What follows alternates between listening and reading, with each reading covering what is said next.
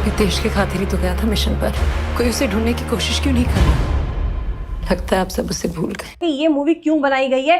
और जितने लोग ये कह रहे थे ना कि ये अनदर मूवी होगी इंडिया और पाकिस्तान की वॉर के ऊपर, वो टाइम है जब पाकिस्तान ने हमारे एयरबेस के ऊपर अटैक कर दिया था। हर तरफ से अटैक कर रहे थे। टाइगर श्रॉफ वाली बात नहीं है कि एक लात वहां मारी, एक हवा में उड़ के कहीं पे भी जा रहे हैं। तेजस फाइटर, ऑपरेशन वैलेंटाइन, 3 ऐसी मूवीज जो कि बनी थी हमारी एयरफोर्स के ऊपर, लेकिन मूवीज बिल्कुल नहीं चली, मतलब इतना ज्यादा उनका बिजनेस हुआ ही नहीं।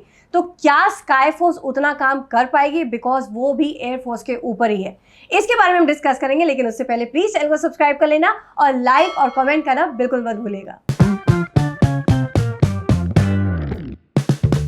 साल 2024 अक्षय कुमार का बहुत ही बुरा गया, बिकॉज उनकी जितनी मूवीज आई बहुत ही बुरी तरह पिटी, और काफी सारी मूवीज उनकी बैक टू बैक पिटती आ रही। तो सारी की सारी उम्मीदें स्काई फोर्स से थी, लेकिन जब उसका ट्रेलर आया तो वो इतना ज्यादा इंटरेस्टिंग था ही नहीं, ना ही उतना बस क्रिएट कर पाया। बिकॉज मैं आज देखने गई थी फर्स्ट डे फर्स्ट शो, और गिनकर हम सिर्फ 7 से 8 लोग ही थे।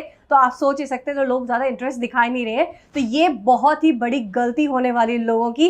गाइस, पुष्पा 2 के बाद ये पहली ऐसी मूवी है जो कि बहुत इंटरेस्टिंग है, आपको कहीं से भी बोर नहीं करेगी, आपको कहीं से भी ये नहीं लगेगा कि ये मूवी क्यों बनाई गई है। और जितने लोग ये कह रहे थे ना कि ये अनदर मूवी होगी इंडिया और पाकिस्तान की वॉर के ऊपर, तो ये बिल्कुल वैसी मूवी नहीं है। आप इसको ये जज करके मत जाना कि सिर्फ एक वॉर दिखाया जाएगा, एक फाइट दिखाई जाएगी इंडिया और पाकिस्तान के बीच में, नहीं। इसके अंदर बहुत सारी स्टोरी साथ में जोड़ी गई और बहुत ही अच्छे से उसको बनाया गया। 2 घंटे आपके कैसे निकल जाएंगे आपको पता भी नहीं चलेगा, और ऐसे लगेगा यार मूवी खत्म हो गई, जैसे कि लगा था पुष्पा 2 में। उसके टाइम पे भी मुझे ऐसे लगा था यार ये मूवी खत्म हो गई, और सेम वे आज मुझे लगा जब इसका इंटरवल हुआ तो मुझे ऐसे लगा बस इतने में ही। और उसके बाद जब मूवी खत्म होती तब भी आपको ऐसा ही फील आएगा। ये मूवी कहीं से भी आपको बोर नहीं होने देगी, और इतने इमोशंस हैं इस मूवी के अंदर कि आपको अपने हैंकीज अपने साथ लेके जाने पड़ेंगे, बिकॉज आपको बहुत टाइम ऐसा है जब आप अपने आंसू रोक नहीं पाएंगे। ये मूवी पूरी तरह इमोशन से भरी हुई है। आपको पता होगा जैसे हम 1965 या 1971 की बात करें तो हमारी जितनी भी आर्मी थी, हमारा डिफेंस सिस्टम उतना स्ट्रांग नहीं था, लेकिन जज्बा कभी भी हमारे सोल्जर्स का कम नहीं रहा। हमारे पास मतलब उतनी ज्यादा फैसिलिटीज नहीं थी, हमारे उतने अच्छे फाइटर प्लेन्स नहीं होते थे, या हमारे पास उतनी ज्यादा अच्छी गन्स वगैरह नहीं होती थी, लेकिन फिर भी हमने कोई भी जंग हारी नहीं है, सारी जंग जीती ही है। तो किस बेसिस पे? वो बेसिस था कंप्लीटली हमारे सोल्जर्स का जज्बा, अपने देश के लिए प्यार, मर जाना मिट जाना सब कुछ भूल जाना। सो ये दिखाया गया कि कैसे और किन हालातों में आकर भी हमारे जो सोल्जर्स है ना कभी गिव अप नहीं करते। इस मूवी में एक डायलॉग भी दिखाया जाता है जहां पे एक ऑफिसर होता है जो सीनियर ऑफिसर बोलता है कि जो उनका जूनियर था वो he was behaving like a mad man. तो उसका जवाब अक्षय कुमार ने अपने कैरेक्टर के बेसिस पे दिया है कि हाँ, हमारे जितने भी सोल्जर्स होते हैं सारे पागल ही होते हैं। अगर आपको याद होगा जब ये मूवी 83 रिलीज हुई थी ना, तो उसमें कपिल देव ने यही कहा था कि जो कैप्टन होता है ना उसको पागल होना ही पड़ता है, तभी जाके जो सारी टीम होती है ना वो जीत की तरफ जाती है। तो यहाँ पर भी एक ऐसे ऑफिसर का पागलपन दिखाया गया जिसने एक्चुअली वो जीत दिलाई थी। वो टाइम है जब पाकिस्तान ने हमारे एयरबेस के ऊपर अटैक कर दिया था, हर तरफ से अटैक कर रहे थे। यहाँ इसमें मूवी में एक डायलॉग और भी है जिसमें बोलते कि अमेरिका ने उनको दहेज दिया पाकिस्तान को। सो एक टाइम जब वो था ना जब अमेरिका फेवर करता था पाकिस्तान का, बिकॉज उनके पास अमेरिका की तरफ से प्लेन्स थे जो कि 25 किलोमीटर के रडार तक आपके ऊपर अटैक कर सकते थे, वेयर एज इंडिया के पास थे 2-2 किलोमीटर वाले, जो 2 किलोमीटर तक ही उनका रडार था। बिकॉज बहुत सारे ऐसे मौके आए थे कि इंडिया अटैक कर सकता था, लेकिन हर बार उनके सीनियर्स को यह कह दिया जाता था कि नहीं, इंडिया एक पीस लविंग कंट्री है, हमारी तरफ से कभी अटैक नहीं होगा। लेकिन एक टाइम ऐसा आता है ना जब सर के ऊपर से पानी निकल जाता है, तो उसके बाद डिसाइड किया जाता है कि नहीं, बहुत हो गया, अब हमारी तरफ से एयर स्ट्राइक होगा। और ये इंडिया का पहला एयर स्ट्राइक था जिसमें मतलब हमने अपनी तरफ से लीड ली थी, और ये नहीं सोचा था कि सामने वाला क्या सोचेगा, बस यही ध्यान था कि इनके जितने भी फाइटर प्लेन्स हैं उनको खत्म करके वापस आना है। तो ये स्टोरी उसके अराउंड ही घूमती है, और उस टाइम पे कैसे एक ऐसे ऑफिसर होते हैं जिनकी वजह से ये जंग जीती गई थी, वो हो जाते हैं MIA, मतलब मिसिंग इन एक्शन। तो वो पूरी स्टोरी उसके ऊपर ही है, हर एक्टर को बहुत अच्छे से अपना अपना रोल दिया गया है। तो ये स्टोरी कंप्लीटली उसी चीज के ऊपर है कि जब वो वॉर हो गया उसके बाद जो MI था, जो ऑफिसर, उसका क्या हुआ, वो स्टोरी क्या है। तो उसके ऊपर उन्होंने पूरी मूवी बनाई है। फर्स्ट हाफ है पूरा का पूरा फाइट के ऊपर, और सेकंड हाफ है उस फाइट के ऊपर कि जो ऑफिसर मिसिंग था क्या वो वापस आया या नहीं आया। ये सारी स्टोरी उसके ऊपर की गई है। अब जब बात करें हम स्क्रीन प्ले की, राइटिंग की, hats off to the writer, बहुत अच्छे से किया है। कहीं पे भी आपको ऐसा नहीं लगेगा कि मूवी ड्रैग की गई है, कहीं पे भी ऐसा नहीं लगेगा कि ये सीन कहीं से भी कहीं पे चला गया है। प्रेजेंट और पास्ट में रखा गया, बहुत सारे फ्लैशबैक मोमेंट्स है इसके अंदर। बात करें डायलॉग्स की, तो डायलॉग्स बहुत ही नेचुरल रखे गए हैं, कहीं से भी आपको फिल्मी वाली फील आएगी नहीं। आपको ये नहीं लगेगा कि अक्षय कुमार खड़े हैं तो बहुत मतलब स्टाइलिश डायलॉग बोलेंगे, नहीं।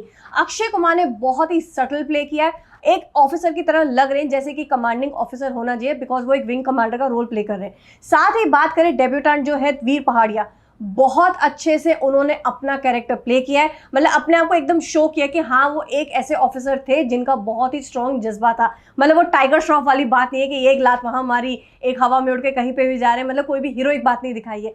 वो लग रहे हैं कि हाँ वो एक ऑफिसर है। और जहां बात करें इन दोनों की वाइफ्स की, निम्रत कौर ने बहुत अच्छे से प्ले किया है एंड सारा अली खान, वाओ, बहुत सटल एक्टिंग, उन्होंने प्ले किया वीर पहाड़िया की वाइफ का रोल। तो जब वीर मिसिंग हो जाते हैं तो उसके बाद उनके इमोशंस कैसे रहते हैं, और वो प्रेग्नेंट भी होती है, फिर कैसे उनको एक बच्चा होता है, तो उसके बाद क्या क्या होता है। यहाँ पे मैं एक चीज़ और बोलना चाहूँगी, उन्होंने एक ना मतलब ओल्ड लेडी का रोल प्ले करने से भी ऐसे हिचकिचाई नहीं है कि भाई मैं एजेड क्यों दिखूँ। जैसे कि कहा था अमीषा पटेल ने कि मैं भाई किसी का माँ का रोल प्ले नहीं कर सकती, मैं नहीं बूढ़ी दिखना चाहती। लेकिन जब आप एक्टर होते हैं आपको हर तरह का कैरेक्टर प्ले करना होता है। सो हैट्स ऑफ टू सारा अली खान, उन्होंने इस चीज़ से भी ये नहीं कहा कि मैं बूढ़ी नहीं दिखना चाहती स्क्रीन पे, मैं एक इतनी बड़ी लड़की की माँ का रोल नहीं प्ले करूंगी। और बाकी एक्टर्स की बात करें तो एक तो बहुत ही सरप्राइजिंग फैक्टर था शरद केलकर, जो कि पाकिस्तान की तरफ से दिखाया गया, लेकिन उन्होंने भी बहुत अच्छे से प्ले किया। मतलब मैं ये कहूंगी कि जितने भी एक्टर्स हैं ना, उनका रोल ऐसा बनाया गया कि बहुत ठहराव के साथ उन्होंने अपना रोल प्ले किया है। कोई भी हीरोइक दिखने की कोशिश नहीं कर रहा है, कोई भी हीरो दिखने की कोशिश नहीं कर रहा है। हीरोइक तो ऑफकोर्स वो है, लेकिन हीरो दिखने की कोशिश नहीं कर रहे, अपने कैरेक्टर में रहते हुए दिखाया है कि एक्चुअल जो हमारे सोल्जर्स होते हैं उनका जज्बा कैसा होता है। बीजेम इसका बहुत ही अच्छा है, बहुत सटल है एंड सेम वे इसके जितने भी गाने हैं, जो कि म्यूजिक दिया है तनीश बागची ने, बहुत ही प्यारे गाने हैं। और गाने कहीं से भी ओवर यूज नहीं है मूवी में। जैसे बोला जा रहा था ना कि जितने मैंने रिव्यूज देखे कल,